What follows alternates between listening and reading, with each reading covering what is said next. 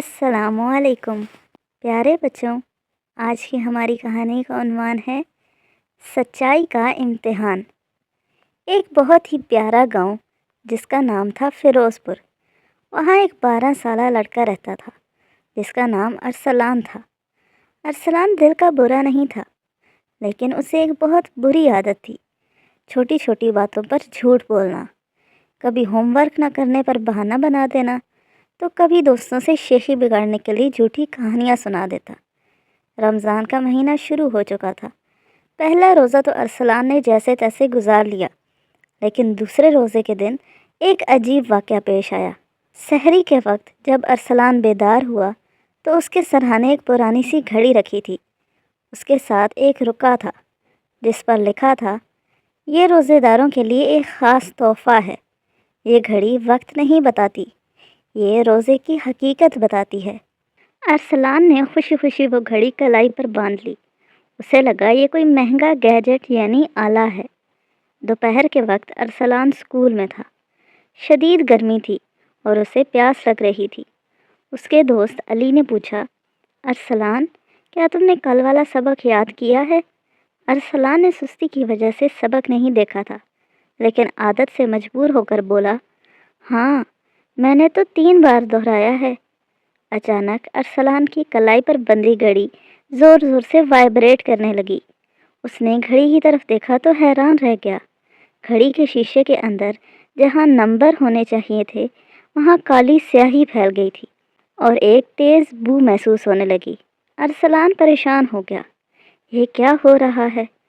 گھر واپس آ کر ارسلان کچن میں گیا، جہاں اس کی امی پکوڑے اور سموسے بنا رہی تھی۔ خوشبو سے ارسلان کے منہ میں پانی آ گیا۔ جیسے ہی امی کچن سے باہر گئیں، ارسلان نے سوچا کہ بس ایک چھوٹا سا پکوڑا چکھ لیتا ہوں، کسی کو کیا پتہ چلے گا۔ اس نے جلدی سے ایک گرم پکوڑا منہ میں ڈالا۔ ابھی وہ اسے چبا ہی رہا تھا کہ امی واپس آ گئی۔ ارسلان، کیا تم نے کچھ کھایا ہے؟ امی نے شک سے پوچھا۔ ارسلان نے جلدی سے پکوڑا نگلا اور بولا، نہیں امی، میں تو بس پانی کی بوتلیں بھر رہا تھا۔ اب جو ہوا وہ خوفناک تھا۔ ارسلان کی گھڑی سے اچانک کالا دھواں نکلنے لگا۔ ارسلان کو محسوس ہوا کہ اس کے پیٹ میں بھوک تو ختم ہو گئی ہے، لیکن اس کا گلا پہلے سے زیادہ خشک ہو گیا ہے اور زبان کڑوی ہو گئی ہے۔ ارسلان روتا ہوا اپنے دادا جان کے پاس گیا اور ساری بات بتائی۔ دادا جان نے اسے اپنے پاس بٹھایا اور بڑی محبت سے سمجھایا، بیٹا ارسلان، یہ گھڑی دراصل تمہیں وہ دکھا رہی ہے جو عام طور پر نظر نہیں آتا۔ ہمارے پیارے نبی صلی اللہ علیہ وآلہ وسلم نے فرمایا تھا کہ جو شخص روزہ رکھ کر جھوٹ بولنا اور اس پر عمل کرنا نہ چھوڑے تو اللہ کو اس کے کھانا پینا چھوڑنے کی کوئی ضرورت نہیں۔ دادا جان نے مزید کہا، روزہ صرف پیٹ کا نہیں ہوتا، زبان کا بھی ہوتا ہے۔ جب تم جھوٹ بولتے ہو تو تمہارا جسم تو بھوکا رہتا ہے، لیکن تمہاری روح روزے کی برکات سے محروم ہو جاتی ہے۔ تمہارا روزہ ایک خالی ڈبہ بن جاتا ہے جس میں کوئی نیکی نہیں ہوتی۔ ارسلان کو اپنی غلطی کا احساس ہوا۔ افطاری میں صرف 15 منٹ باقی تھے۔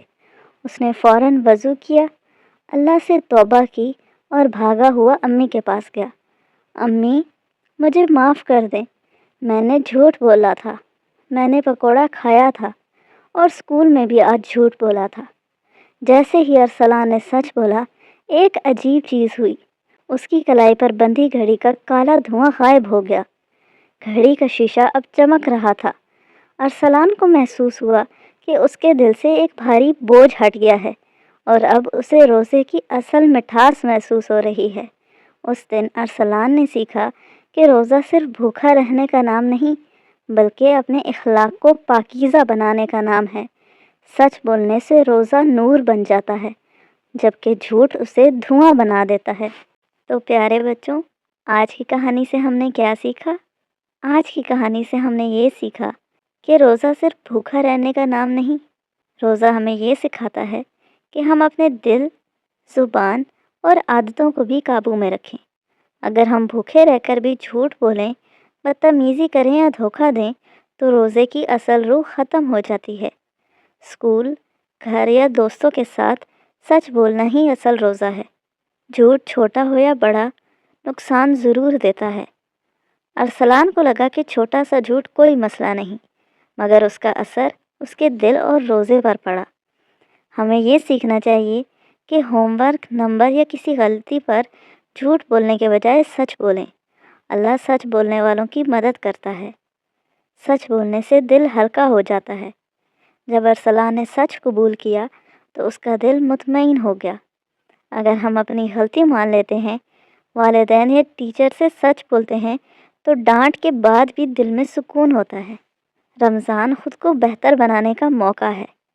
یہ مہینہ ہمیں نئی شروعات کا موقع دیتا ہے، بری عادتیں چھوڑنے اور اچھی عادتیں اپنانے کا۔